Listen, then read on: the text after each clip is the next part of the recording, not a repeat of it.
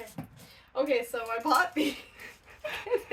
Alright, so I bought these, and I was so excited about this because I thought I was going to have to spend a lot of money and grab, like, a bunch of, like, little pots because I made the mistake of starting my plants, well, maybe not too early, but in 2 small containers. So I was at Walmart, and then I saw these, and it's a pack of 6 for $1.24, and I was like, what? I thought I was going to have to spend so much money, but well, I mean, in comparison to what I thought I was going to spend, I did not spend a lot of money. So I got 5 of those, which I'm finally excited about getting all these plants in here because they're over there and they really have no space to grow at all. So next, I saw strawberries. They had 3 different types, and so I did a quick little, like, lazy Google search, sort of more like a chat GPT search because I was lazy. So I had ChatGPT do a comparison of the 3 varieties there and then just decided on what I would like. And I can't exactly remember why I picked these, but I think it was because these were more, like, they produced more. These varieties, it's a seascape, apparently, that's what it's called. It's not as big as the other ones, but it's more of an aggressive producer. And I was like, how can I say no to strawberries? Especially when you literally buy 1 plant and you could fill your whole lawn with them. That's how aggressively they send out suckers. I think that's what you would call them for strawberries. I'm not 100% sure. And then afterwards, having been there, I walked near the seed section and, you know, I had a couple things on my list. So I stopped there too. And so I got Swiss chard. I actually don't know how this tastes, but my boyfriend's mom really loved it. So I was like, okay, I'll just start her like a single pot of Swiss chard and then just be her supplier of Swiss chard. And so there, Swiss chard. I just got like an heirloom variety that looks like rhubarb. So there's that. Next, I got some nasturtium, which I think I heard that nasturtium makes cucumbers taste better, and I am planning on growing quite a bit of cucumbers.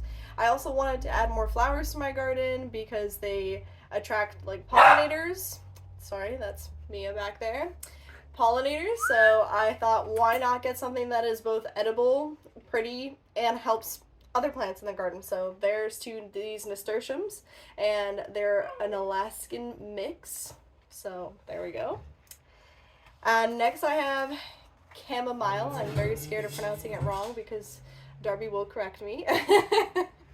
And I just wanted these because I wanted to have something that I can make teas out of.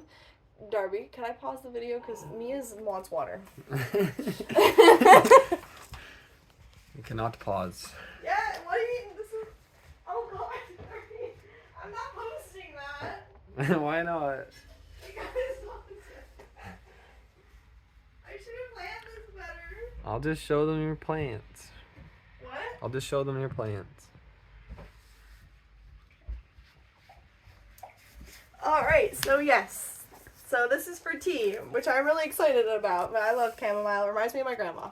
So yeah, okay. And then next I have basil. I had a bunch of basil seeds that my mom gave me, but I planted them at the same time I planted everything else, and they have still not come up. So I'm pretty sure those seeds were bad. I think they just had been in storage too long. So I don't ever want to have a garden without basil. So that's why I got this. I got a lettuce leaf type. I know there's so many. I don't know if that's.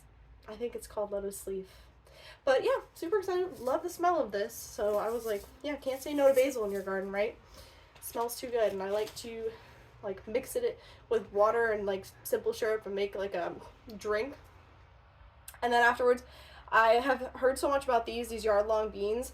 I usually just only grow Scarlet Runner, as well as I think they're like pole beans, or I don't remember what the other one is, but I think they just labeled it as pole bean. But so I heard a lot about these, really wanted to try them out like for their taste and see how they grow and just try something new this year. So I saw these there, couldn't help myself. I was like, I have to grab these because I'm so curious to try them. Even if I end up planting only 1 plant, I still want to give it a go. So I'm really excited. It says yard long Orient Wonder. So there we go. And then last I got beets.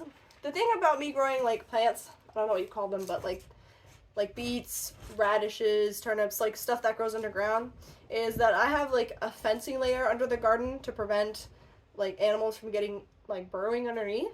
So I also, soil is expensive, and I mean, you could get like a lot of soil, but I don't have anything to bring it here, and we are also renting this property, so I didn't want to be hauling mass amounts of soil here. So there's only like a couple inches between the fence and like the layers of soil.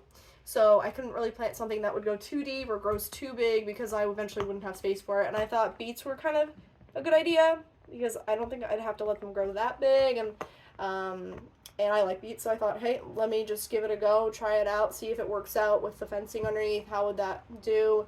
Maybe if it works, I might try carrots next year or something like that. I'm going to add a little bit more soil to the garden when the snow melts, so I'm not looking forward to that, but something that needs to be done. So yes, thank you for joining me. Mia's here too. She's just chewing on a bone, so there we go. But so I'm going to get these going, and hopefully I can keep you following along the course of how they grow and how they end up in the garden and throughout the year. Thank you.